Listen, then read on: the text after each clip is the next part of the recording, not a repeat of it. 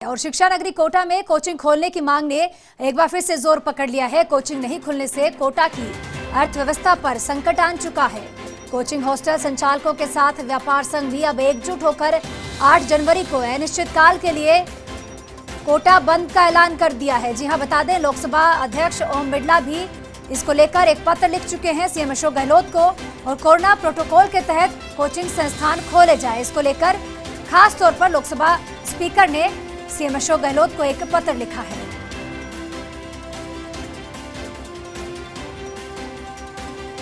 और मेरे सहयोगी गुल मोहम्मद मेरे साथ जुड़ चुके हैं सीधा कोटा से। गुल मोहम्मद, जिस तरह से देखिए शिक्षा नगरी कहा जाता है कोटा को, तो अपने आप में वहां की अर्थव्यवस्था पूरी तरह से सिर्फ और सिर्फ कोचिंग पे ही टिकी थी। जो बच्चे वहां पे आते हैं पढ़ने के लिए उसी पे टिकी थी। तो ऐसे में जायज मांग है कि अब कोरोना काल में प्रोटोकॉल की पालना के साथ साथ कोटा में कोचिंग खोलने की मांग ने जोर पकड़ लिया है। लेकिन लोकसभा स्पीकर ने भी इसकी कवायद की है, क्या कुछ अपडेट है?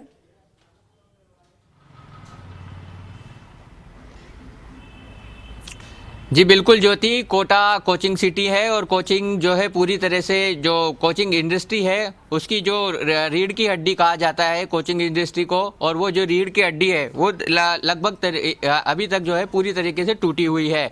जहाँ के जो कोचिंग संचालक हैं, हॉस्टल संचालक हैं और जो भी इस कारोबार से जुड़े हुए हैं वो लगातार मांग कर रहे हैं कि कोचिंग खोली जाए, क्योंकि अब तक जो है कोरोना काल से लेकर अब तक 3000 करोड़ से ज़्यादा का नुकसान जो है कोचिंग इंडस्ट्री झेल चुकी है, और लगभग जो है महीने का 250 करोड़ का जो नुकसान बराबर हो रहा है। मैं आपको तस्वीरें दिखाना चाहूँगा, कोचिंग इलाके में ही मैं खड़ा हूँ और जगह पर जो है कोटा शहर में चहल पहल शुरू हो गई है, लेकिन ये जो इलाका है पूरी तरीके से सन्नाटा पसरा हुआ है। जो हॉस्टल्स हैं वो पूरी तरीके से खाली हैं, यहाँ कोई स्टूडेंट नहीं है, और यहाँ की जो अर्थव्यवस्था है वो यहाँ के स्टूडेंट्स पर टिकी हुई है। जब यहाँ इस समय जो है 11-12 बज रहे हैं, तो इस 10 बज रहे हैं, 10:30 बज रहे हैं, तो इस समय यहाँ पर खूब चहल पहल होती है। स्टूडेंट जो है बालकनी से झांकते हैं और जो पूरा रोड है वो उनकी जो है आवक जावक रहती है।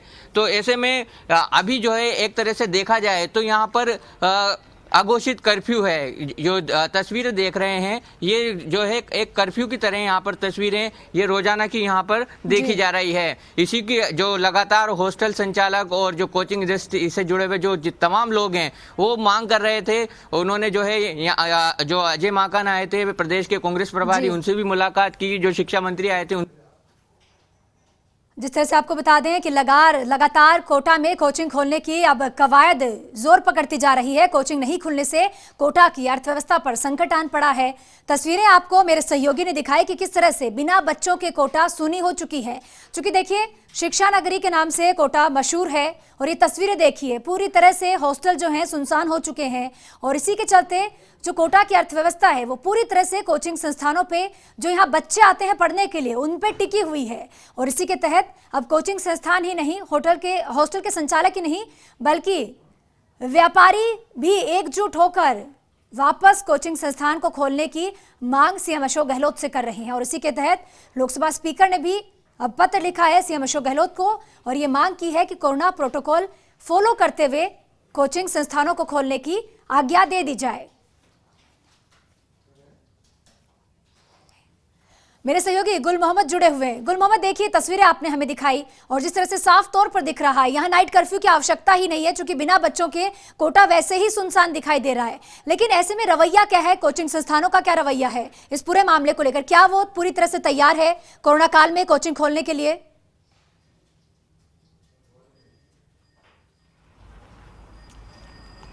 जी बिल्कुल, देखिए कोटा शहर के 2 इलाके हैं, एक तो नदी पार क्षेत्र जिसे लैंडमार्क सिटी कहा जाता है, और दूसरा है नया कोटा। ये दोनों ही इलाके जो है अभी तक जो है कोरोना काल से जो है प्रभावित बहुत ज़्यादा हुए हैं और अभी तक हो रहे हैं। यहाँ के जो कोचिंग कारोबार से जुड़े हुए हैं, हॉस्टल संचालक हैं, इन्हीं से बात करते हैं कि कितना फ़र्क अभी आप देख रहे हैं और क्या मांग है आपकी? सर, जैसा कि आप देख रहे हैं लगभग 10 महीने से यही हालात हैं हमारे यहाँ के। पूरी तरीके से कोचिंग इंडस्ट्री और हॉस्टल इंडस्ट्री तबाह हो चुकी है, लाखों लोग बेरोजगार हो चुके हैं, और सरकार ने जब हर चीज़ चालू कर दी है तो कोचिंग इंडस्ट्री को भी चालू करना चाहिए ताकि कोटा की जो अर्थव्यवस्था है वापस पटरी पर आए। आप देख रहे हैं लगभग हमको 1 साल के अंदर 3000 करोड़ का नुकसान है, और प्रत्यक्ष और अप्रत्यक्ष रूप से लगभग 5 लाख लोगों का रोजगार सीधे कोचिंग इंडस्ट्री से जुड़ा हुआ है। जी बिल्कुल। आप देखें कि अब जो असमंजस की स्थिति थी कि केंद्र सरकार अगर इसको हरी झंडी देती है या राज्य सरकार, अब लगभग लोकसभा अध्यक्ष ओम बिरला हैं, उन्होंने केंद्र सरकार की तरफ से रुख साफ कर दिया है। तो अब राज्य सरकार की तरफ से क्या आप कहना चाहेंगे कि राज्य सरकार को क्या करना चाहिए? भाई, केंद्र सरकार ने 30 सितंबर को राजस्थान सरकार को पावर दे दी थी कि आप अपना सेल्फ डिसीजन लेके कोचिंग, स्कूल, सब चीज़ें खोल सकते हैं। तो हमारे यहाँ के जो माननीय हैं, उन्होंने एक भाषण दिया, तो हमने उसकी कॉपी निकाल के उनको धारीवाल साहब को भी दी कि साहब 30 सितंबर को सेंट्रल ने स्टेट को गाइडलाइन दे दी है, तो आप कोटा कोचिंग चालू करें। हमने डोटासरा जी को भी दी, अजय माकन जी को भी दी। हम लोग 10 महीने से जिस विपत्ति से गुजर रहे हैं हम बयां नहीं कर सकते।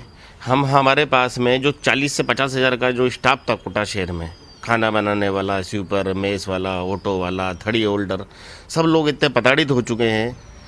हम सब लोगों की एक ही डिमांड है, पुरजोर तरीके से, नहीं तो हम कोटा बंद कराएंगे, कोटा कोचिंग को चालू किया जाए। जी बिल्कुल। देखिए अब जो है गुल मोहम्मद, देखिए जिस तरह से आपने भी हमें अपडेट दिया कि 8 जनवरी को अनिश्चितकाल के लिए कोचिंग संस्थान और हॉस्टल संचालक जो हैं वो एक साथ मिलकर व्यापार संघ के साथ मिलकर अनिश्चितकाल के लिए कोटा बंद करेंगे। तो क्या ऐसी कोई अपडेट है? आप पूछना चाहेंगे हॉस्टल संचालकों को?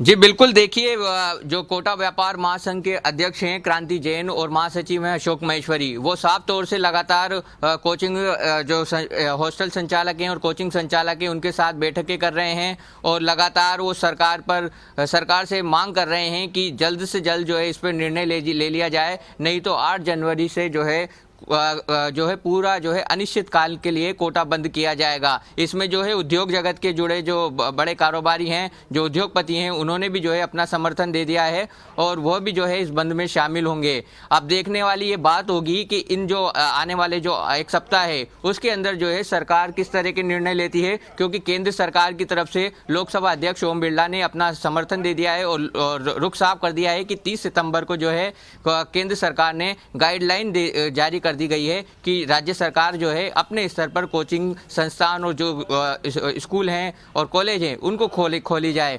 तो जो कोरोना प्रोटोकॉल है उसके तहत इन सबको खोला जाए और कोचिंग इंडस्ट्री है वो भी पूरी तरह से तैयार है कि कोरोना गाइडलाइन को फॉलो करते हुए वो जो है कोचिंग को खोल सकते हैं। जी गुल मोहम्मद, देखिए जिस तरह से मान लीजिए कि अगर प्रदेश की सरकार जो है इस चीज़ के लिए आज्ञा दे, ये मंजूरी दे दे कि कोचिंग संस्थान को खोल लिया जाए, तो जो हॉस्टल संचालक है और जो कोचिंग संस्थान के संचालक है वो किस तरह से अपनी तरफ से तैयार है? कोरोना गाइडलाइंस के तहत क्या क्या उन्होंने ऐसी व्यवस्था की है जिससे बच्चों को यहाँ रहने में कोई आपत्ति नहीं होगी और ना ही कोरोना का कोई भय उनमें होगा?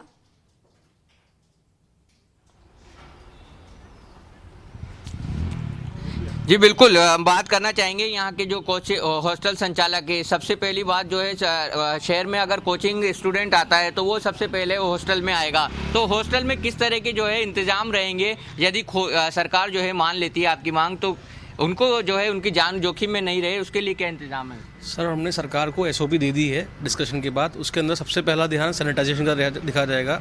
सैनिटाइजेशन के अलावा डेली 3 बार उनका जो है टेम्परेचर चेक हम बार करेंगे, उसका रिकॉर्ड रखेंगे, मेंटेन रखेंगे।